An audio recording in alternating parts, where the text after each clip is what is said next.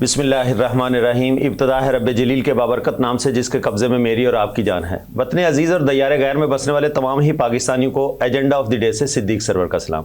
पाकिस्तान इस वक्त जिस मुआशी सूरत हाल से गुजर रहा है उसके साथ साथ इस वक्त सियासी सूरत हाल भी इस वक्त जो है वो काफ़ी ज़्यादा ज़बूहाली का शिकार है। सियासत के ऊपर तो बहुत पहले से पाकिस्तानी लीडरशिप का फुकदान पाकिस्तान में हमेशा से रहा है, लेकिन इस वक्त इलेक्शन के बाद बहुत सारी ज़्यादा बातें इस वजह से ज़रूर हो रही हैं कि पाकिस्तान की गवर्नमेंट को इस वक्त जो दरपेश चैलेंजेस हैं उनका सामना किस तरह से किया जाएगा। स्पेशली जब पाकिस्तान में लास्ट गवर्नमेंट जब आई थी, पीडीएम की गवर्नमेंट, उस वक्त जो प्राइम मिनिस्टर साहब थे मियां शहबाज शरीफ साहब, इस वक्त भी वही हल्फ उठाने के लिए जा रहे हैं। उनके साथ साथ कैबिनेट में कौन लोग होंगे और उनकी क्या क्या मसरूफियात इस वक्त प्रीवियसली रही हैं, पाकिस्तान की मईशत के हवाले से कौन कितनी दिलचस्पी रखता है और पाकिस्तान की मईशत के हवाले से दुनिया के साथ किस तरह से हमारे रिलेशंस है, उनको किस तरह से आगे लेके चला जाएगा, ये एक बहुत बड़ा साइन ऑफ इंटेरोगेशन है। आज हम उस एक अहम इंडस्ट्री के बारे में बात करने की कोशिश करेंगे जिसको कोई भी पूछता नहीं है, पुरसाने हाल कोई नहीं है। स्पेशली मैं अपने प्रोग्राम में कराची के हालात के ऊपर बहुत ज़्यादा बात करता हूं। उसके साथ साथ इंफ्रास्ट्रक्चर की अगर बात की जाए तो ट्रांसपोर्ट इंडस्ट्री और स्पेशली शिपिंग लाइंस एक ऐसे इदारे हैं जिसकी तरफ कोई भी बात करता हुआ दिखाई नहीं देता। अगर हमारी इंपोर्ट की बात की जाए तो इंपोर्ट उसी वक्त होती है जब हमारी शिपिंग लाइंस प्रॉपर चल रही हो, दुनिया के साथ हमारी डिमांड एंड सप्लाई मैच हो रही हो। लेकिन जब दुनिया के साथ रेड सी के अंदर इस वक्त जो भी खदशात हैं, जिस तरह से दुनिया इस वक्त दो हिस्सों में बटी हुई है, स्पेशली अगर मैं गजा की बात करूं, फलस्तीन की बात करूं, उसके बाद की जो सिचुएशन डेवलप होती हुई खित्ते में नजर आ रही है, उसके बाद यूक्रेन और रशिया की वार के बाद पाकिस्तान को किन किन मसाइल का सामना है। जिस इंडस्ट्री की मैंने बात करी, ये इंडस्ट्री कितना अहम रोल प्ले करती है पाकिस्तान की मईशत के अंदर, इसके ऊपर भी बात करने की कोशिश करेंगे। और फिर रूल एंड रेगुलेशंस की इंप्लीमेंटेशंस कैसे होगी। जो इदारे ब्यूरोक्रेसी इस वक्त पाकिस्तान के ऊपर काबज में, इस वजह से कहता हूं कि जो पिछले पता नहीं कितने सालों से इसी तरह से गवर्नमेंट को चलाने में मसरूफ अमल है, क्या वो इंप्लीमेंट रूल एंड रेगुलेशंस की करा पाएंगे, उसकी एग्जीक्यूशन होगी किस तरह से। क्या एक ट्रैफिक पुलिस वाला सार्जेंट या कोई भी ट्रैफिक सार्जेंट जो सिग्नल के ऊपर खड़ा होता है, उसका काम ट्रैफिक को रवा दवा रखना है, या वो सिर्फ उस लोडेड गाड़ी के इंतजार में खड़ा होता है कि कोई आएगी और मैं अपनी जेब गर्म करूंगा। दुनिया के बाकी ममालिक के अंदर इस तरह से होता है या सिर्फ ये पाकिस्तान और स्पेशली खास करके इस कराची की नसीब में ही ऐसा लिखा हुआ है। ये बहुत बड़े वो सवाल है जिसकी तरफ यकीनन जो है ना वो काम करना होगा। मुझे बड़ी इस वक्त ज़्यादा उम्मीद इस वजह से है कि असेंबली में काफ़ी नए चेहरे दिखाई दे रहे हैं। वो यंग ब्लड इस वक्त पाकिस्तान की असेंबलीज के अंदर नज़र आ रहा है जो पढ़ा लिखा और ख़ास करके स्पेशली पाकिस्तानी यूनिवर्सिटीज़ का और पाकिस्तानी स्कूल्स का नहीं, अब्रॉड का पढ़ा हुआ नज़र आता है। वो पाकिस्तान के लिए क्या करेंगे, उनके विजन्स क्या हैं, उनके मिशंस क्या हैं पाकिस्तान को लेके, उसके ऊपर हम अच्छी उम्मीदें ज़रूर लगाएंगे। और ब्रेन ड्रेन जिसकी बात की जाती है कि पाकिस्तान से हमारी नई नस्ल, जो जनरेशन, यंग जनरेशन, जो यूथ जिसे कहते हैं, 65% से ज़ायद यूथ इस पाकिस्तान की है, तो वो ब्रेन ड्रेन जो हो रहा है वो क्यों हो रहा है। अपॉर्चुनिटीज़ का फुकदान अगर है तो क्यों है। लीडरशिप को इस बारे में सोचना होगा। अगर हम पाकिस्तान के इन नौजवानों को अभी अच्छी अपॉर्चुनिटीज़ प्रोवाइड नहीं करेंगे तो फिर आने वाले दिनों में ये बाकी के लोग भी जो हैं वो इसी तरह से दयारे गैर में जाके अपनी खिदमात सब करने की कोशिश करेंगे और यकीनन अपॉर्चुनिटीज नहीं होंगी तो इस तरह से करेंगे। आज जो मैंने बात की शिपिंग लाइन और ट्रांसपोर्ट इंडस्ट्री के ऊपर बात करने के लिए मेरे पास आज यंग ब्लड हमारे पैनल में भी मौजूद है। जिस तरह से मैंने यंग ब्लड की बात कही कि असेंबलीज में पहुंचे हैं, ये वो यूथ है जो पाकिस्तान के काफ़ी ज़्यादा वरी है। पाकिस्तान के लिए वरी होना यकीनन एक अच्छी निशानदेही और अच्छे फ्यूचर की तरफ जो है ना वो निशानदेही की जा रही है कि यंग ब्लड आगे निकल रहा है और इसके ऊपर बात करने की कोशिश कर रहा है। मैं आज वेलकम करूंगा अपने पैनल को। आज मेरे साथ माहिर मुआशियात हैं, बड़ी गहरी नज़र रखते हैं ट्रांसपोर्ट इंडस्ट्री के अंदर, स्पेशली हैवी ट्रांसपोर्ट की जहां बात की जाती है, जनाब सिकंदर जफर साहब। अस्सलाम वालेकुम। सिकंदर साहब कैसे हैं आप? बहुत शुक्रिया, आप अपना कीमती वक्त निकाल के तशरीफ लाए। मेरे साथ आज दूसरे मेहमान, वो भी एक यंग एनर्जेटिक टीचर भी हैं, सोशल एक्टिविस्ट भी हैं, लेकिन सप्लाई चेन के हवाले से शिपिंग इंडस्ट्री के ऊपर बहुत ज़्यादा गहरी नज़र रखते हैं, जनाब मेहदी सिवानी साहब। अस्सलाम वालेकुम। मेहदी साहब कैसे हैं? अल्हम्दुलिल्लाह। मैं सिकंदर साहब आपसे स्टार्ट लूँगा प्रोग्राम का। जिस तरह से मैं बड़ी उम्मीद लगा ली, इस वक्त असेंबली के अंदर नए यंग चेहरे नज़र आ रहे हैं जो कि पढ़े लिखे लड़के हैं। अगर मैं सिंध असेंबली की बात करूँ तो तकरीबन 48 ऐसे यंग लड़के जो है ना वो असेंबली में पहुँचे हैं, जो कि उसमें से मेजॉरिटी अब्रॉड की पड़ी हुई है। तो एक बड़ी अच्छी उम्मीद की जा सकती है कि ये माशाल्लाह से पाकिस्तान की तरफ कुछ ऐसे ख्यालात भी लेके आएंगे, ऐसे विजन्स के साथ काम करने की कोशिश करेंगे। आप भी माशाल्लाह से यंग ब्लड हैं, आप क्या समझते हैं कि इस वक्त ट्रांसपोर्ट इंडस्ट्री जो है, जो हैवी ट्रांसपोर्ट की जिसकी बात की जाती है, इनको किन मसाइल का सामना है? Thank you so much Sarwar साहब, आपने ये मौका दिया बोलने का। मैं खुद एक एकेडेमिया से बड़ा रिलेटेड रहा हूँ और साथ साथ एकेडेमिया के साथ रिलेशन के बाद अपॉर्चुनिटी कुछ इस तरह की मिली है कि बिज़नेस के अंदर काफ़ी एंटरप्रेन्योरशिप के अंदर इन्वॉल्वमेंट काफ़ी रही हुई है। तो जब ये दो चीज़ें एंटरप्रेन्योरशिप विद एकेडेमिया, ये दो चीज़ें मिक्स होती हैं ना किसी भी माइंडसेट में, तो आपको बड़ी एक अलग सी पिक्चर नज़र आती है कि क्या मसले हैं, क्या मजबूरियां हैं, एक बिजनेसमैन को क्या मजबूरियां हैं, एक एम्प्लॉयर रिलेशनशिप में क्या, मतलब डायरेक्ट उस नब्ज को पकड़ सकते हैं जो कि एक हकीम के पास होती है। डायरेक्ट उस नब्ज को पकड़ने की कोशिश जरूर कर सकते हैं, सही नजर आ जाए प्रॉब्लम क्या है, डायग्नोज तो हो जाए, डायग्नोज हो जाए, उसके जो मैं कहूँगा उसका एक रेमेडी वो निकल ही आती है वंस ऑनेस्टी के साथ और एक प्रॉपर जिद्दोजहद और जुनून के साथ लोग आपस में मिलकर चीज़ों को डायग्नोज करना चाहें तो निकली जा सकती है। अब बड़े से बड़ा इशू एज एन इंडस्ट्री जो हम ट्रांसपोर्ट की हम बात करते हैं, हमें एक नहीं है, हमें बेशुमार है।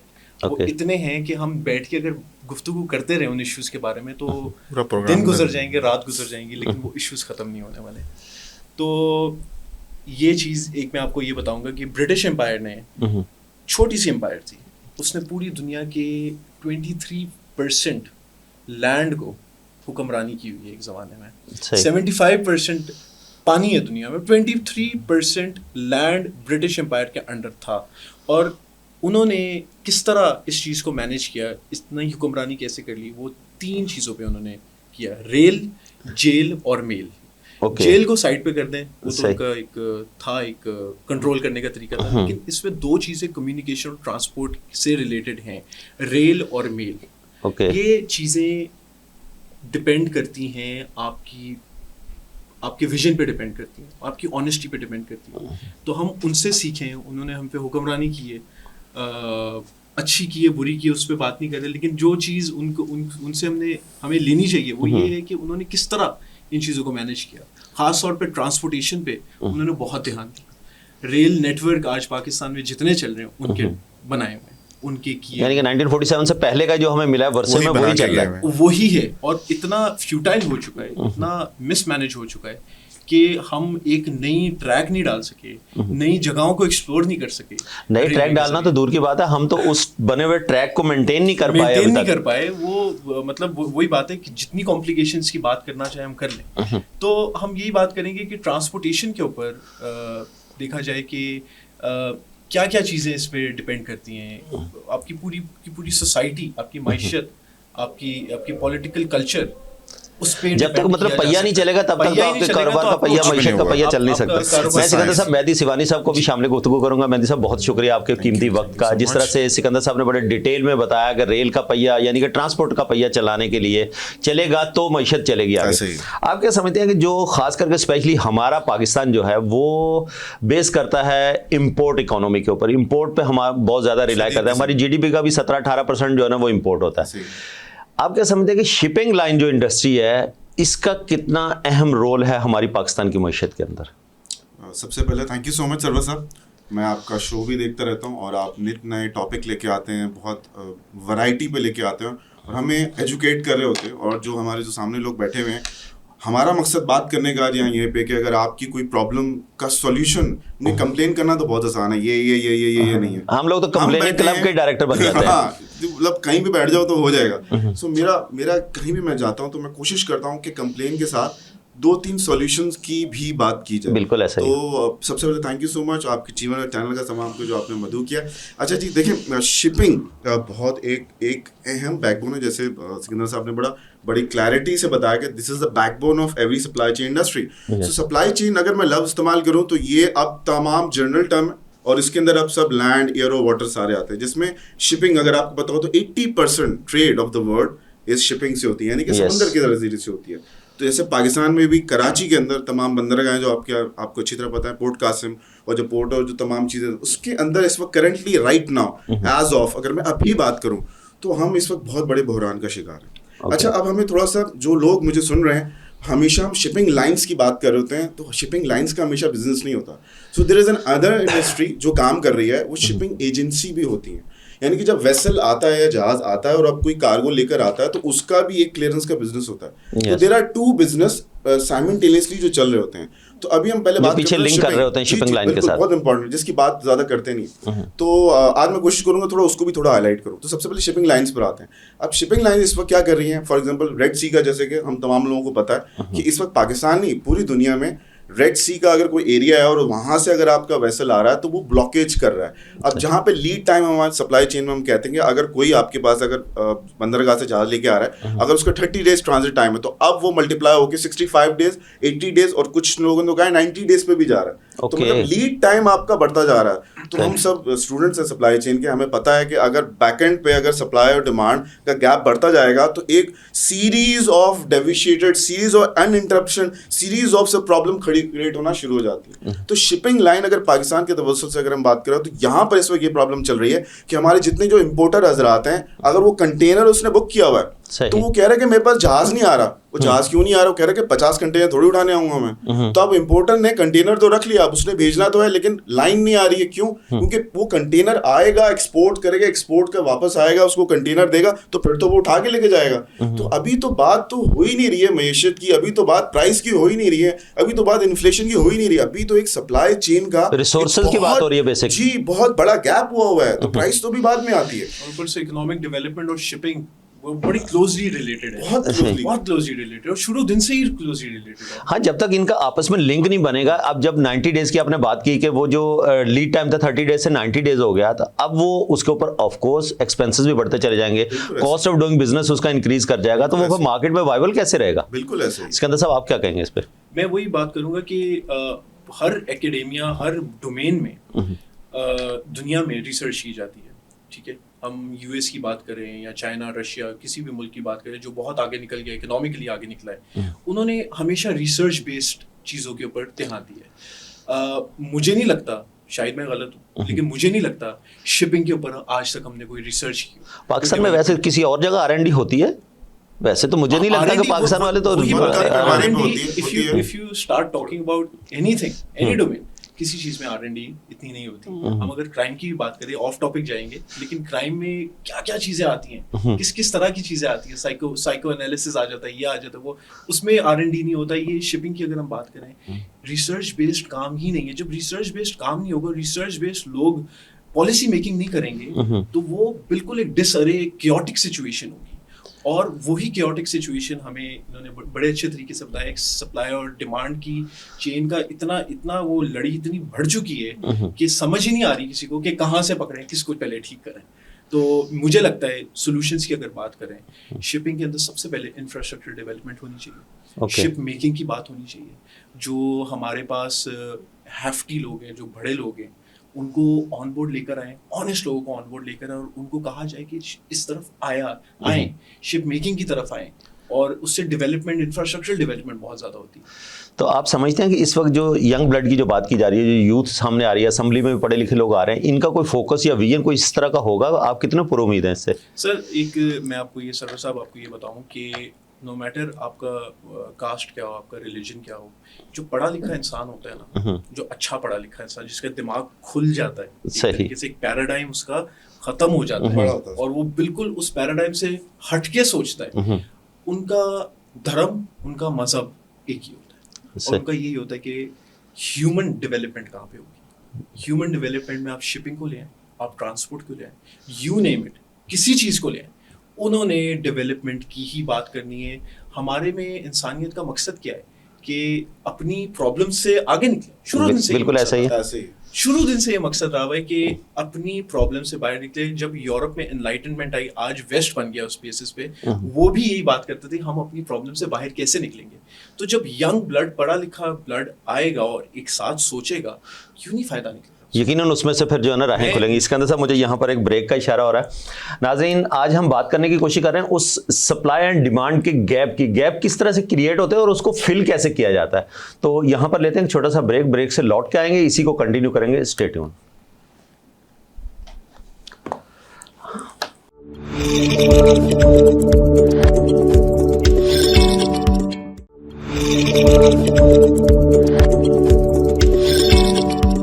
जी वेलकम बैक नाजरीन। ब्रेक के बाद दोबारा खुश आमदेद कहूँगा। ब्रेक पे जाने से पहले जिस तरह से बात हो रही थी कि यंग ब्लड जो उनकी थिंकिंग लेवल जो है वो जिस तरह से बियॉन्ड द बॉर्डर्स सोचते हैं, बहुत सारी चीज़ें ऐसी थी कि पहले हम लोग ना एक नैरो माइंड के साथ आगे बढ़ रहे थे। शायद पाकिस्तान इस वक्त जो है वो 1960s और 1980s के दरमियान जो लोग पैदा हुए थे वो पाकिस्तान के ऊपर इस वक्त हुक्मरान हैं। उनकी फिर उस हिसाब से जो एजुकेशन थी वो किस लेवल की थी। लेकिन अब जब 2000 या 2000 के बाद की जनरेशन जब पाकिस्तान की आएगी, जब पाकिस्तान 2047 में 100 साल जश्न मना रहा होगा, तो यकीनन उस वक्त पाकिस्तान की जो कमांड होगी वो उस पढ़ी लिखी जनरेशन के पास ज़रूर होगी।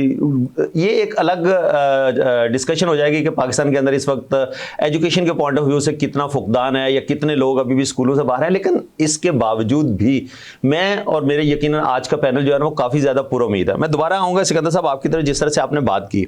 मैं अगर हैवी ट्रांसपोर्ट की बात करूँ, जिस तरह से मेहदी सिवानी साहब ने शिप ला के पोर्ट पे तो पार्क करा दिया, उसके बाद का इंफ्रास्ट्रक्चर आपको ऐसा लगता है जो आजकल की ज़रूरत है पाकिस्तान की, जो इंफ्रास्ट्रक्चर, जो रोड व बाकी रेल का स्ट्रक्चर, ये चीज़ें इतनी मौजूद हैं कि पाकिस्तान को सर्व कर सकें फुलफिल चीज़ें? देखें, रोड ट्रांसपोर्ट की अगर बात की जाए तो इंफ्रास्ट्रक्चर अभी भी 1947 से आगे नहीं गया। हाँ, कमर्शियल व्हीकल्स की बात करें तो मोटरवे बन गए हैं, लेकिन उस मोटरवे पे क्या हैवी ट्रांसपोर्टेशन अलाउड है? क्या बड़ा कार्गो जा सकता है? मैं एक ऐसे बिजनेस से रिलेटेड हूँ जो हम हैवी हॉलेज करते हैं। हम लोग बड़ी टनेज के पैकेजेस को मूव करते हैं और नॉर्मल आपकी इंडस हाईवे जीटी रोड से लेके जाते हैं, और इतनी दुश्वारी पेश आती है। मैं आपको क्या बताऊँ, सबसे बड़ी दुश्वारी जो हमें पेश आती है वो आती है जो हमें शहरों के अंदर से लेके जाने पड़ते हैं पैकेजेस, और उनके पूरे शटडाउन लेने पड़ते हैं कि जी तारे ना लग जाए, उसको उठाना पड़ता है। फिर उसकी कॉस्ट भी, मतलब लोकल ट्रांसपोर्ट रोड पे नहीं आएगी जब आप हैवी मूवमेंट कर रहे हैं तो कैसे वो करेंगे? वो पूरी की पूरी चीज हिंडर हो जाती है। सही। उससे एक पैकेज मूव करने के लिए उस कितनी चीजों का एक मल्टीप्लायर इफेक्ट आता होगा, क्या क्या चीज डिले होती होगी। बंदा जो एक शहर से दूसरे शहर अपनी जॉब की तलाश के लिए जा रहा है वो भी लेट होता होगा। तो बहुत सी चीजें इस पे डिपेंड करती है। इसके ऊपर कॉस्ट का कितना बड़ा इम्पैक्ट, और वो कॉस्ट का इम्पैक्ट तो मैं समझता हूँ सेकेंडरी आ जाता है। अभी तो ये इम्पैक्ट है कि इसको लेके कैसे जाना है। आपके पास रोड ही वो प्रॉपर नहीं। पहला चैलेंज तो आपका ये, आपके पास रोड ही प्रॉपर नहीं। आप कभी बाय रोड जाए, कराची से पूरा लाहौर तक आप बाय रोड जाए, मोटरवे ना पकड़े, अब तो मोटरवे बन गया, मोटरवे ना पकड़े, आप नॉर्मल रोड से जाए, आपको अंदाजा होगा कि रोड किस तरह हर महीने डिटोरिएट करती रहती है। वो नॉर्मल 40 टन का कंटेनर गुजरी जा रहा है वहाँ पे, वो रोड दबती जाती है, उस पे इतने बड़े खड्डे बन जाते हैं, वेव्स बन जाती हैं, तो उसके नुकसान कितना होता है, टाइम वेस्ट। हम बात करते हैं अपने क्लाइंट्स का, जी जस्ट इन टाइम डिलीवरी करेंगे, लेकिन जस्ट इन टाइम डिलीवरी हमारी 48 आवर्स की होती है। बाहर की दुनिया में just in time delivery New York से अगर आप फ्लोरिडा तक लेके जाए, मियामी तक लेके जाए, तो वो just in time delivery 24 hours से पहले कर देते हैं। और हम लोग लाहौर तक 48 आवर्स में भी नहीं पहुंचा पाते। उसमें वेयर एंड टेयर, डैमेज और ये सारी चीजें आती है, फिर सिक्योरिटी रिस्क बहुत ज्यादा है। Boils down to one point, infrastructure development आपकी सड़क ही नहीं है ही नहीं, और उसको किस तरह डेवलप करना है। हम जब डेवलप करने जाते हैं तो कोई ना कोई हिंड्रेंस पेश आ जाती है। हाँ, वो तो फिर इदारे और बीच में चीज़ें जो है ना वो तो इन्वॉल्व हो रही होती है। मैं मेहदी साहब आपकी तरफ आऊँगा। आजकल हम देख रहे हैं कि रेड सी के अंदर बहुत सारी जो है ना वो खदशात का सामना किया जा रहा है। बहुत सारे वेसल जो है ना, बहुत सारी शिपिंग लाइन जो हैं उन्होंने अपनी रूट चेंज किए हुए हैं। अगर आप उसको मैप को जाके देखें, उसकी वजह से भी कितना ज़्यादा इम्पैक्ट आ रहा है पाकिस्तान की इकोनॉमी के ऊपर। लेकिन सबसे पहले हमसे ज़्यादा आप अंग्रेज जो है ना, जैसे उन्होंने बड़ा अच्छा एक्सप्लेन किया, रिसर्च बहुत करता है और उनकी सेफ्टी का भी सबसे number 1 priority is their safety. उसके बाद वो कार्गो और उसके बाद वो लोगों को ध्यान देते हैं। तो बड़ी बड़ी जो इस वक्त लाइन्स है, मर्स लाइन होगी, हैपिक लाइट होगी, उन्होंने क्लियरली एक सर्कुलर दिया अपने तमाम कस्टमर्स को कि now we are diverting our cargo, और अब हम इस रूट पे नहीं जाएंगे अनटिल अनलेस कोई भी अनसीन फोर्सिंग कोई नोटिफिकेशन हमारे पास आए। तो इससे क्या होगा कि जब ऑब्वियसली जब आप एक एक्स्ट्रा रूट लोगे तो जो चक्कर एक वेसल चार मरतबा लेता है या 4 लेता है, वो 2 चक्कर लेगा। उसकी कॉस्ट ज्यादा बढ़ेगी, उसकी बंकरिंग कॉस्ट ज्यादा बढ़ेगी, उसकी क्रू के जो टाइम लीड है वो बढ़ जाएगा। और फिर यहाँ पर इधर जहां मैं खड़ा हूँ जो इंपोर्टर है, अब उसकी जो प्राइस फ्रेट है वो 150%, I am marking correct words, 150% has been increased now. Okay. यानी कि मैं अभी एक दोस्त से बात कर रहा था और मैंने उससे पूछा यार तू इसका सॉल्यूशन तो बता, मैंने मसला तो बता दिया, मैंने सॉल्यूशन दे की करना है। तो कहता है कि यार हम एक और रूट छोड़ रहे हैं। वो क्या रहे कि यहाँ से दुबई कार्गो भेजते हैं और वहां से बाय लैंड इसको हम भेजते हैं। अगर आपने यूरोप की अगर पट्टी को पकड़ना है तो मैंने कहा इसमें खर्चा कितना आएगा, तो कह रहा है $8,000-9,000 की यार ज्यादा मुझे एक्स्ट्रा कॉस्ट आ रही है और उसमें बॉर्डर भी बहुत ज्यादा क्रॉस हो रहे हैं, तो उसके लिए मेरी हिंड्रेंस ज्यादा बढ़ रही है। तो अब इस तरह की कॉम्प्लिकेशन फेस आ रही है कि हमें चाहिए कार्गो, चाहे इंपोर्टर हो चाहे एक्सपोर्टर हो, दोनों की ट्रेड डेफिसिट का प्रॉब्लम होता है, उन्होंने एग्रीमेंट किया होता है, एक टर्म होता है, फिर करेंसी का इशू होता है, अगर आपको टाइम पे ना मिले वो अप जो हो रही है डाउन हो रही है। तो इंपोर्टर इस वक्त बड़ी प्रॉब्लम में बैठा हुआ है शिपिंग लाइन के वजह से। तो इसका सोल्यूशन क्या है, करें क्या? अच्छा, मैं शिपिंग एसोसिएशन के अंदर मेंबर भी हूँ और वहां पर हम आवाज उठाते रहते हैं। तो जैसे सर ने बहुत अच्छी बात की कि इंफ्रास्ट्रक्चर डेवलप होना चाहिए, ये डेवलप होना चाहिए, और जो आपने भी कहा कि जो यंग ब्लड आया हुआ वो आया हुआ, मैं थोड़ा सा डिफरेंस ऑफ ओपिनियन दूंगा यहाँ पर। देखिए, यंग ब्लड ले आओ या ओल्ड ब्लड ले आओ या मिडिल ब्लड ले आओ, ठीक है, जो एग्जीक्यूशन होती है वो टॉप से पहले बॉटम पे आती है, ठीक है। अब अगर जो दकियन उसी पुराने अगर आप देखें चेहरे बैठे हुए हैं और अगर मैं बोलता हूँ कि नहीं ऐसा नहीं, ये चीज है, ये इनिशिएटिव लेते हैं, तो उसने तो उसको लेने ही नहीं देना। पॉइंट नंबर 1 कि उसका पढ़ाई से तो कोई ताल्लुक ही नहीं है, उसके विजन से तो कोई ताल्लुक ही नहीं है, वो अपने पुराने माइंडसेट से गया है, माइंड मार्क बाय वर्ड्स, ठीक है। मैं नाउमीदी की बात नहीं कर रहा, मुझे उम्मीद है उस बंदे से, लेकिन चौंके वो बाहर का पड़ा हुआ है, वो लोकल नहीं है, उसको हम जैसे रोले ख्वार नहीं हुआ धूपों में ट्रक के बाद सब पता चलेगा उनको कि जब वो बैठेगा तो टायर जब होता है और जब चुंगी के पैसे देते हैं और जो पुलिस से फड्डे चल रहे होते हैं, he does not know anything about it. लोग उसको थोड़ा बहुत पता भी है तो वो उन रोलों को इतनी अच्छी तरीके से नहीं बता पाएगा। तो मुझे उससे थोड़ी सी उम्मीद ही हल्की सी है, ज्यादा नहीं है, लेकिन आई होप सो अगर हमारी बात अगर कोई ऐवान के लोगों में जो नौजवान सुन रहे हैं और अगर हमारी बात वहां तक जा रही है तो काइंडली वो हमारी बातों में सुने और जो एसोसिएशन होती है वहां पे जाके आप सॉल्यूशन प्रोवाइड करें। अच्छा मेहदी साहब, मैंने जो कहा था कि 2047 में मुझे बड़ी उम्मीद है कि जब ये लोग उन कमांड वाली पोजीशन में पहुंच जाएंगे तो इनके नीचे जो जनरेशन आएगी तब कोई अच्छी उम्मीदें लग सकती हैं।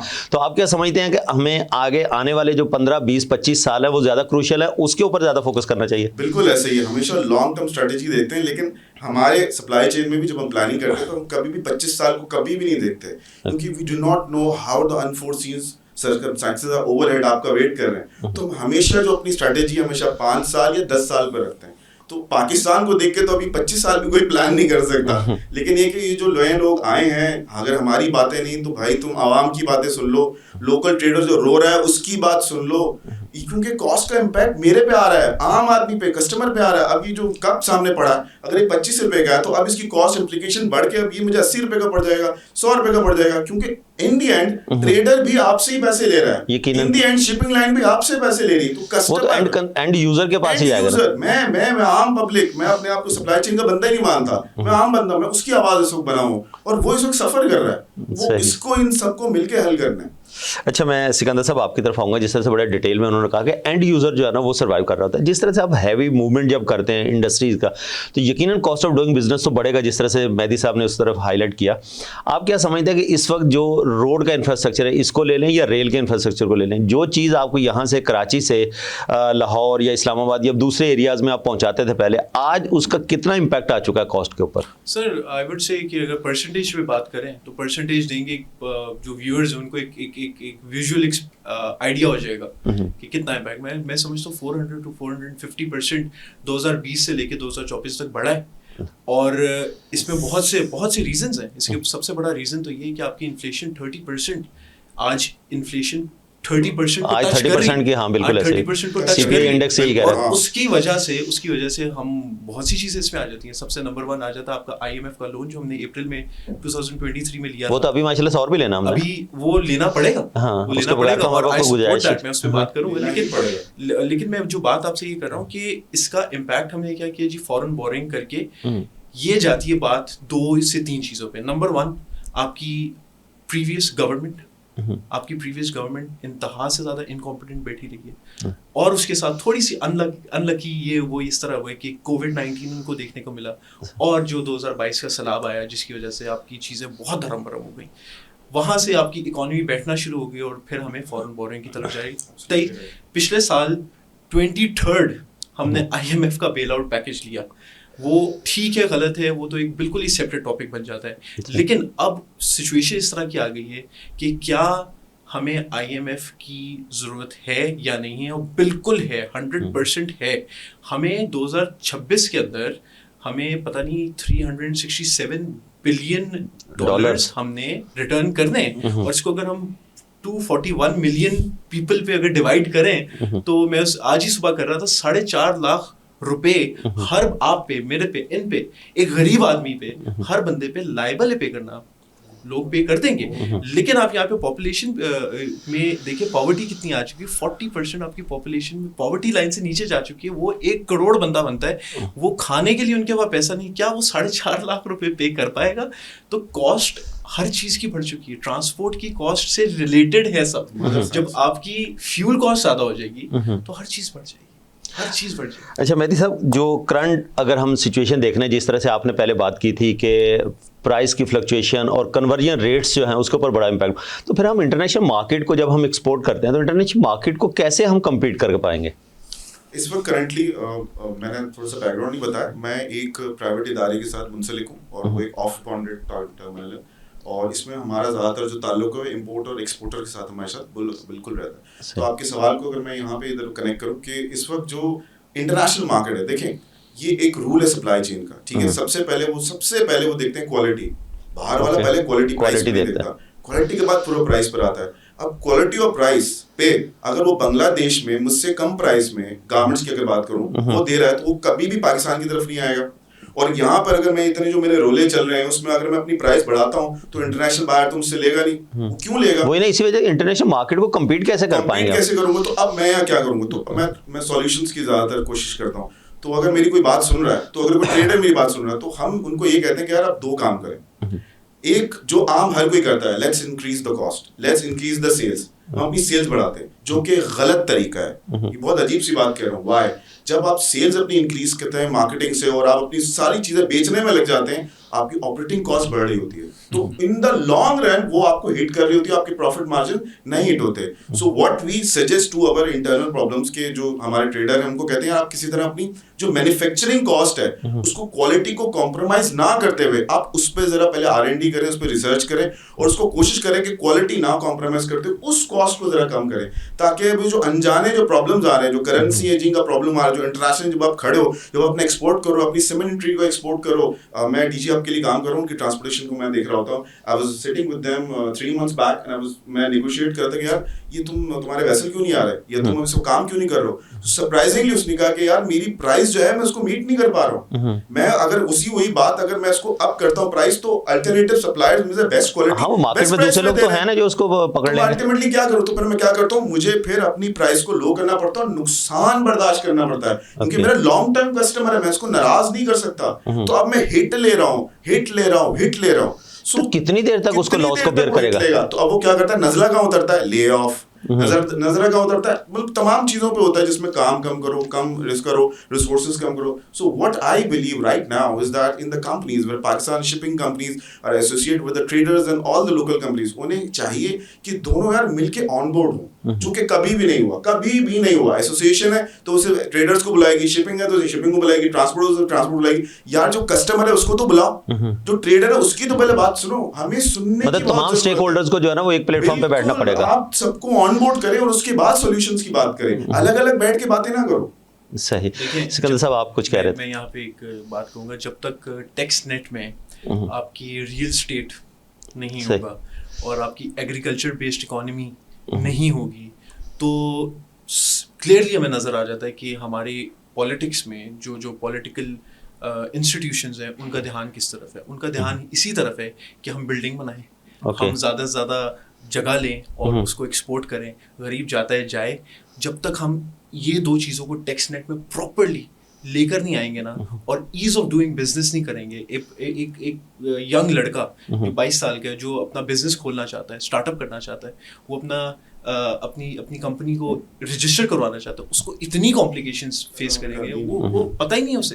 हाँ, वो फिर यही सोचेगा कि इससे बेहतर है यार जो जॉब कर लो कहीं पे जाना। वो एजुकेटेड होना सिर्फ जरूरी नहीं है, वो चीजें इतनी कॉम्प्लिकेटेड बना दी हुई हैं कि समझ ही नहीं आ रही। अब जो हैवी हैफ्टी बिजनेसेस हैं वो तो कर लेंगे, सही, लॉयर्स रख देंगे, ये कर लेंगे, वो कर लेंगे, एजेंसीज के साथ चले जाएंगे, लेकिन जो बेचारा जो स्टार्टअप करना चाहता है, जिसका ब्रिलियंट आइडिया है बिजनेस स्टार्ट करने का, वो नहीं कर पाएगा, उसको वो अपॉर्चुनिटीज मिलेंगी नहीं तो कैसे करेगा। जब तक हम टैक्स नेट में इन 2 डिपार्टमेंट्स को नहीं लेकर आएंगे ना, और इनको हटाकर दूसरे ट्रेडर्स, दूसरे बिजनेसमैन, दूसरे एम्प्लॉयज और एम्प्लॉयर्स को हम गवर्नमेंट के साथ एक पॉलिसी मेकिंग में नहीं आएंगे ना, तब तक इस चीज़ का कोई फायदा नहीं है। और मैं थोड़ा सा होपफुल हूँ, सब बात कर रहे हैं, मीडिया बात कर रही है, बड़े बड़े राइटर्स लिख रहे हैं कि जी PDM 2.0 बनने जा रहा है, तो PDM 2.0 की थोड़ी सी हम एक ऑप्टिमिस्टिक एक माइंडसेट रखना चाहिए।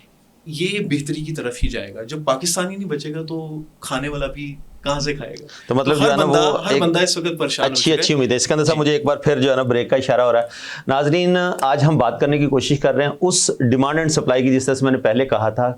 इस वक्त इंटरनेशनल मार्केट को कम्पीट करने के लिए हमारे पास जो हमारी मैन्युफैक्चरिंग में मेजर कंपोनेंट है वो है इलेक्ट्रिसिटी। इलेक्ट्रिसिटी की कॉस्ट इतनी ज़्यादा पाकिस्तान के अंदर हो चुकी है कि हम वो जो इंटरनेशनल मार्केट में प्राइस रिक्वायर्ड है उसको मीट करने के लिए अगर हम इसी रेट्स के ऊपर, इन्हीं टैरिफ्स के ऊपर अगर प्रोडक्शन करते हैं, मैन्युफैक्चरिंग यूनिट्स जो है ना वो उसको कंपीट नहीं कर पाते। इसके ऊपर भी गवर्नमेंट को मैयज लेने होंगे कि क्या हमने IPPs के साथ जो एग्रीमेंट्स किए हुए हैं क्या वो रिवाइज हो सकते हैं। जिस तरह से हमने डॉलर्स के ऊपर रिटर्न्स की बात की हुई है, 42,000 मेगावाट की जब हमने इंस्टॉल्ड कैपेसिटी के ऊपर उनको दे रहे हैं रिटर्न जो है, क्या हम जो प्रोडक्शन उनकी लेंगे उसके ऊपर चले।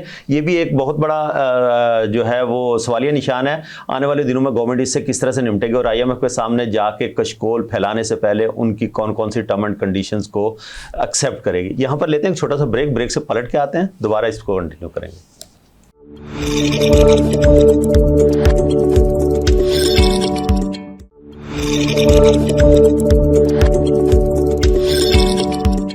जी वेलकम बैक नाजरीन। ब्रेक के बाद दोबारा खुश आमदेद कहूँगा। ब्रेक पे जाने से पहले जिस तरह से हम बात कर रहे थे कि वो मेजर कंपोनेंट जो है इलेक्ट्रिसिटी जिसकी हम बात करते हैं, जो हमारे IPPs के साथ एग्रीमेंट्स हुए हैं, उसको क्या दोबारा कोई रिव्यू किया जाएगा, उसके ऊपर नहीं, ये गवर्नमेंट की इसके ऊपर क्या पॉलिसीज होंगी। इस वक्त जो है ना, खास करके जो मेरा आज का पैनल है वो बहुत ज़्यादा ऑप्टिमिस्टिक, जिस तरह से PDM 2 की बात की सिकंदर जफर साहब ने, मैं उनसे दोबारा पूछने की कोशिश करूँगा कि किस तरह से ऑप्टिमिस्टिक है। सिकंदर साहब, आपने PDM 2 से बड़ी उम्मीदें लगा ली, आपने कहा कि ये जो गवर्नमेंट आएगी इससे बड़ी उम्मीद की जा सकती है। किस तरह की उम्मीद कर रहे हैं आप? देखिए, आपने जो एक पहले बात की थी, एक हम जमहूरियत में इख्तिलाफी राय रखना हर किसी का, बिल्कुल हर किसी का राइट है। तो मैं यहाँ पे एक बात कहूँगा कि आपने कहा कि जी 80s और 70s का माइंडसेट लेके चल रहे हैं। हम दुनिया में जहाँ भी चले जाएं, वहाँ पे जो भी पॉलिसी मेकिंग में और जो भी प्रेसिडेंशियल फॉर्म ऑफ गवर्नमेंट या प्रेसिडेंशियल या पार्लियामेंट्री फॉर्म ऑफ गवर्नमेंट में जो भी फिगर हेड्स हैं, वो सारे के सारे बड़े एक्सपीरियंस लोग हैं। पढ़े लिखे जितने भी हो जाएं, जब तक एक्सपीरियंस के साथ नॉलेज कनेक्ट नहीं करेगी ना, तब तक वो चीजें, थ्योरी एंड प्रैक्टिकल दोनों मिलेंगे तो ही होगा। प्रैक्टिकल को मिलाना जरूरी है।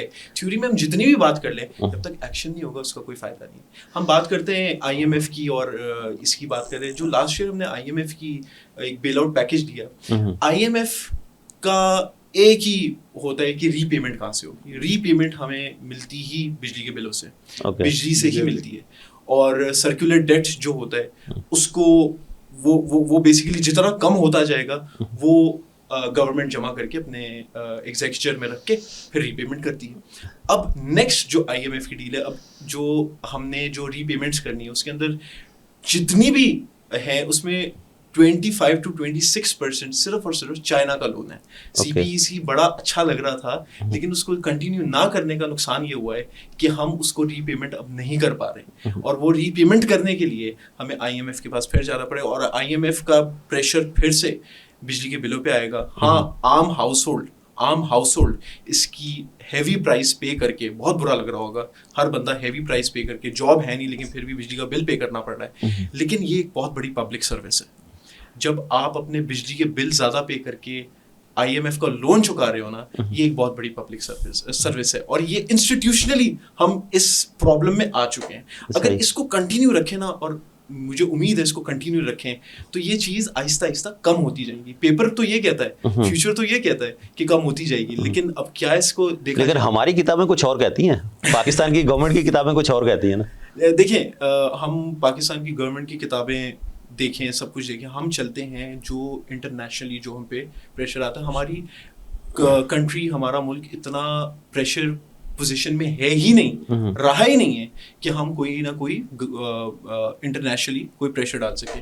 अब जो IMF की स्पोक्स पर्सन है जूलिया कोजैक उनका नाम है, उन्होंने रिसेंटली एक बात की थी कि हम पाकिस्तान से डील करेंगे, नई गवर्नमेंट के साथ चलना चाहेंगे। ये बहुत रेयर हुआ है। अब 23rd बेल आउट पैकेज और कल जो एक पार्टी की तरफ से लेटर लिखा गया IMF को कि भाई इनके साथ डील मत कीजिएगा, ये पैसे खा जाते हैं। सॉरी टू से, लेकिन मैं इस पर बहुत स्ट्रिक्ट स्टांस लूंगा। ये तो बिल्कुल ही एक गलत चीज हुई है।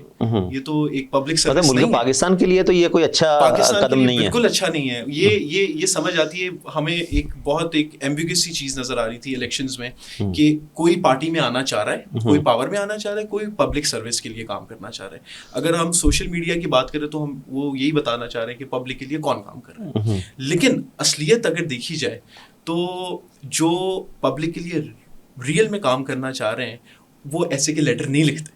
हाँ, वो अडियाला में बैठ के ऐसे के लेटर नहीं लिखते, और इससे इंटरनेशनली क्या इम्पैक्ट पड़ता है। यार आप मुल्क तो चलने दो। हमारी घर की लड़ाई जो है ना उसको हम बाहर लेके जा रहे हैं कि भाई ये मेरा भाई चोर है, इसको पैसे नहीं देना। आपको छोटी सी एक मिसाल देता हूँ। एक घर है जिसका फैमिली बिजनेस है, उसमें भाई आपस में लड़ी जा रहे हैं, उन्होंने खाक बिजनेस करना है। तो इसी तरह हमें कनेक्टेड रहकर थोड़ा सा बर्दाश्त करके चलना पड़ेगा, और मुश्किल वक्त है लेकिन निकल कड़वे घूंट पीने पड़ेंगे। अच्छा मेहदी साहब, मैं आपकी तरफ आऊंगा। जिस तरह से पाकिस्तान का गेम चेंजर कहा जा रहा था गवादर पोर्ट को, बहुत सारी उम्मीदें अवाम ने लगा ली थी, अब क्या उम्मीदें अभी तक कायम हैं या कुछ दम तोड़ गई हैं?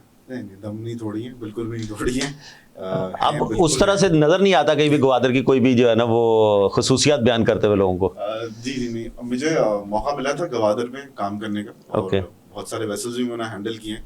तो लकीली मुझे इंटरेक्शन करने का मौका मिला वहाँ की अथॉरिटीज से, लोकल लोग जो वहाँ पे काम कर रहे हैं उनसे, और मैंने थोड़ा इंफ्रास्ट्रक्चर ग्वादर भी जाके देखा। तो अगर आपको याद हो, इस वक्त हमें किल्लत हुई थी गंदम की। गंदम की बहुत शदीद किस्म की किल्लत हुई थी 6 महीने और साल बैक पे जाए, जिसमें हमने रशिया से पूरी गंदम मंगाना शुरू कर दी थी। यूक्रेन से भी आई थी बिल्कुल, लेकिन ज्यादातर हम रशिया से कर रहे थे, फिर यूक्रेन से कर रहे थे। So luckily I was there doing the operation. तो हमने क्या किया, हमने ये किया कि देखें हमने इंफ्रास्ट्रक्चर तो ग्वादर का बना दिया, जहाज भेजोगे तो काम होगा ना। अच्छा, अब एक और प्रॉब्लम है यहाँ पे, अगर वहां पे मैं वेसल लगा देता हूँ ग्वादर की, उसको ऑपरेशन कर देता हूँ, तो लोकल पहिया चलेगा, लोकल डिप्लॉयमेंट होगी, लेकिन the transportation cost has been increase. Why? बहुत दूर है Gwadar. And if you're transporting from Gwadar to Lahore, तो आपका ट्रांसपोर्टेशन की cost, that's a remote area. So transporter वहाँ पे सिकंदर साहब मुझसे एग्री करेंगे, वहाँ पे ले जाने में हमें डबल ट्रिपल रिसोर्सेज डिप्लॉय करने पड़ जाते हैं। तो इस पे अल्टीमेट जेब किस पे पड़ रही है? कंज्यूमर पब्लिक की, जिस पे आ रहा है। Sorry to cut you off, Balochistan कोई गाड़ी भेजने से पहले हम 2 दफा सोचते हैं। लेकिन ये तो लॉ एंड ऑर्डर सिचुएशन है ना, वो तो फिर गवर्नमेंट। अच्छा यहाँ पर जो आपने बात की, देखिए पहले जो है ना मदर वेसल सारे सिंगापुर में पार्क होते हैं, अब फिर आपके मदर वेसल ग्वादर तक आना शुरू हो जाएंगे, तो वो वहां पर ट्रांसपोर्टेशन कॉस्ट आपकी कम नहीं होगी? यहाँ पे देखें एक कॉन्सेप्ट है हमारी शिपिंग के अंदर, एक होता है ड्राफ्ट, ठीक है। अच्छा ऐसा नहीं है कि पोर्ट कासिम पे बड़ा जहाज नहीं आ सकता, नहीं उतनी डेप्थ तो नहीं है ना जो ग्वादर की है, लेकिन इतनी 16 मीटर 18 मीटर हम कहते हैं। अच्छा वहां पर 22 मीटर से ऊपर का जहाज आता है, तो आपने 4 मीटर नहीं, लेकिन देखे ना कि ग्वादर पोर्ट के ऊपर 150 DWT का जहाज लैंड कर सकता है, लेकिन यहाँ तो नहीं कर सकता ना आपका पोर्ट कासिम पे। लेकिन सर वही बात कह रहा हूँ कि वो एक रिमोट एरिया में मौजूद है। हमारा आपकी अर्बन पॉपुलेशन कहाँ मौजूद है? सिंध साइड पे, पंजाब साइड पे। लेकिन आप उसको प्रमोट तो कर सकते हैं, वहाँ इंडस्ट्रीज तो लग सकती है बलूचिस्तान में। यही प्रॉब्लम है सेफ्टी का, सिक्योरिटी का, the remote areas, we need more infrastructure. वहां पे तो बड़ा प्लान, मैं गया था तो वहां पर उन्होंने पूरा वेयर हाउस भाई वो बेच रहे हैं वो, और वहां पे पूरा उन्होंने टूरिज्म का पूरा सिस्टम किया हुआ है, लेकिन खाली बयाबान कोई है ही नहीं वहां पर। तो उम्मीद मेरी पूरी है, वो खूबसूरत जगह यहाँ पे स्टेडियम में उन्होंने बना दिया, मैच देखने कोई जा नहीं रहा, वो इसीलिए कि वहाँ पे अभी पब्लिक नहीं है, वहाँ पे सिक्योरिटी का भी कंसर्न है, जिसपे ऐसी बात नहीं कि हमारे जवान जो हमारे आर्मी ऑफिसर्स वहाँ पे तैनात हैं और हर चीज को देख रहे हैं, लेकिन कितना कितना किस हद तक, मतलब आप ये कह रहे हैं कि अभी भी वक्त लगेगा उसमें बहुत ज्यादा। अच्छा मैं सिकंदर साहब आपकी तरफ आऊंगा। एक्सल लोड लिमिट की बड़ी बात की जा रही है आजकल, खास करके स्पेशली ट्रांसपोर्ट इंडस्ट्री में बहुत ज्यादा इसके ऊपर मौजूद बहस है। ये को आप क्या समझते हैं कि ये पहले से इंप्लीमेंट नहीं होना चाहिए? दुनिया के अंदर क्या होता है और हमारे यहाँ पर मतलब मनमानियां चल रही थी, अब रूरल रेगुलेशन की इंप्लीमेंटेशन हो रही है तो शायद उस पर मसले आ रहे हैं। सर जिस दिन पहला ट्रेलर पाकिस्तान में चला था ना, ओके 47 में चला हो या 57 में चला हो, ये तभी इम्प्लीमेंट हो जाना चाहिए था। सही है। हाँ, गोरे का बनाया हुआ कानून जो लगना चाहिए था, वो अपना ही बना ले, अपना ही बना के वो उसको लगा दें। लेकिन एक्सेल लोड लिमिट इन्होंने लगा तो दी, लेकिन इनको ये आइडिया ही नहीं था कि हमारे पास उस तरह की मशीनरी नहीं है। अब एक्सेल लोड लिमिट का बेसिक मकसद ये है कि आपका अगर एक ट्रेलर जो 60 टन उठाता है, उठा रहा था, अब वो 38 टन से ज्यादा नहीं उठा सकता। वो जो एक्सेस लोड है किसी भी पैकेज का, वो अब किसी और ट्रेलर पे जाएगा, फिर आगे किसी और ट्रेलर पे इतना जाएगा। आपके पास जो है ना वो आपके पास अवेलेबिलिटी है। मशीनरी खत्म हो जाती है, चले मशीनरी भी आप ले आए, आप मशीनरी भी ले आए, इंफ्रास्ट्राक्चर नहीं, गाड़ियां भी कम पड़ जाती हैं। गाड़ियां कम पड़ जाती हैं, और फिर गाड़ियां कम पड़ जाए, फिर आपके पास माफिया आ जाते हैं बहुत से ट्रांसपोर्ट के, कितने कितने माफिया, वो लोड के ऊपर माफिया डिफाइंड है, ये वाला लोड हम लेके जाएंगे, ये वाला लोड हम लेके जाएंगे, तो वो कोई आ भी नहीं सकता इस तरह। ये इन चीजों को, नंबर वन, आपके पास अगर रोड एक ही है, आपके पास अदर मीन्स ऑफ ट्रांसपोर्टेशन होना चाहिए, जैसे कैनाल सिस्टम के ऊपर ट्रांसपोर्टेशन होनी चाहिए, बाहर पूरी दुनिया में हो रही है, तो जो लूज कार्गो होता है, जो ब्रेक बल्क कार्गो होता है, जिसमें कॉटन आ जाता है, टेक्सटाइल की या पेपर की चीज़ें आ जाती हैं, वुड पल्प आ जाता है, इसको आप बाय शिप या बाय रेल लेके जाना चाहिए, इसको तो ट्रेलर पे आना भी नहीं चाहिए। लेकिन रेल का तो हमारे लिए पैसेंजर सेटअप नहीं है, तो फिर बिल्कुल ये दो चीजें डेवलप होनी चाहिए इसके लिए। ये transport, road transport is specifically only for heavy cargo, it is not for ये रोड पे आप लेके जाओ, आप एक टोल प्लाजा पे खड़े हो जाओ रात के टाइम, आपको समझ टोल प्लाजा में से निकलेंगे कैसे? एक कमर्शियल कार निकलती कैसे, वो तो इधर उधर लेफ्ट राइट करते हुए निकलते, वो एक वो मजबूरी एक कमर्शियल कार वाले को अगर थोड़ा सा ज्यादा सोचे, अंदाजा हो जाएगा कि ये जो ट्रांसपोर्टेशन ज्यादातर चल रही है, ब्रेक बल्क और जनरल कार्गो, ये तो रोड पे जानी भी नहीं चाहिए। तो एक्सेल लोड लिमिट का एक लॉ तो इम्प्लीमेंट होता है, लेकिन उस लॉ का इम्पैक्ट कहाँ तक जाता है, आइडिया ही नहीं, इसकी डेवलपमेंट ही नहीं। सिकंदर जफर साहब, बहुत शुक्रिया आपका, मेरे प्रोग्राम का वक्त खत्म हो गया। मेहदी सेवानी साहब, आपका भी बहुत शुक्रिया तशरीफ लाने का। नाज़रीन, आज हमने बात करने की कोशिश की उस सप्लाई एंड डिमांड के गैप की, सप्लाई एंड डिमांड किस तरह से काम करता है, स्पेशली शिपिंग लाइंस किस तरह से, और उनके जो लीड टाइम्स है किस तरह से इंक्रीज हो रहे हैं, जो रेड सी में इस वक्त सिचुएशन है। उसके साथ साथ पाकिस्तान के इंफ्रास्ट्रक्चर की हमने बात की, बड़ी सिकंदर जफर साहब ने अच्छी बात की कि पाकिस्तान में भी वो कैनाल वाटरिंग का सिस्टम होना चाहिए। यहाँ पर तो हम छोटे छोटे जो नाले, बरसाती नाले जो हैं, उनके ऊपर भी घर बना लेते हैं हम, तो वो चाइना कटिंग और पता नहीं वो नहीं छोड़ते, तो हम किस तरह से इस तरह की चीज़ें जो है ना वो कराची के अंदर स्पेशली या पाकिस्तान के अंदर इस्टेब्लिश करेंगे। हम एक ट्रैफिक सिग्नल के ऊपर खड़ा हुआ ट्रैफिक सार्जेंट जो है या ट्रैफिक कांस्टेबल जो है ना, वो सिर्फ किस सोच के साथ सुबह आके खड़ा होता है, तो हमें इस माइंडसेट को भी चेंज करना होगा। अगर हम चाहते हैं कि हमारा मुल्क तरक्की करे, हमारे सियासतदान हमारे लिए कुछ करें, तो यकीनन हमें भी कुछ चेंज होना होगा। ये हमारे घर से पहले जो है ना वो निकलेगा। जब तक हम अपनी तरबियत उस तरह से, अपनी औलाद की तरबियत उस तरह से नहीं करेंगे, सिर्फ तालीम उनको ना दें, उसके लिए तरबियत का भी इंतजाम करें। जब तक अच्छी तरबियत नहीं होगी, उस वक्त तक हमारे कोई भी रूरल रेगुलेशंस जो बड़े हुए ऐवानों में बड़ी बड़ी किताबों के अंदर लिख के सजा के रखे हुए हैं, उसके ऊपर एग्जीक्यूशन, इंप्लीमेंटेशन तभी होगी जब हम इसके ऊपर काम करने की खुदकुशी करेंगे। मुझे बड़ी उम्मीद है कि आप अपना और रियासत पाकिस्तान का बहुत सारा ख्याल रखेंगे। आज के इस एपिसोड से सिद्दीक सरवर को दीजिए इजाज़त। अल्लाह हाफिज़।